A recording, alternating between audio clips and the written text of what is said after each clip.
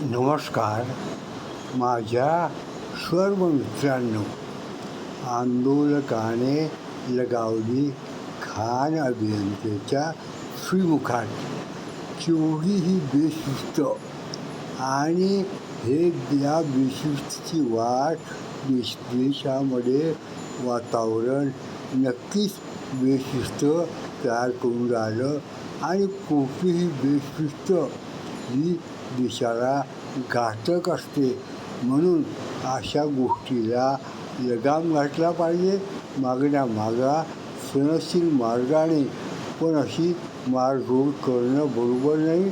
हे बेशिस्त आहे. अहो, ज्युनियरनं सिनियरच्या शोभाईत मारावं हे शोभादायक नाही.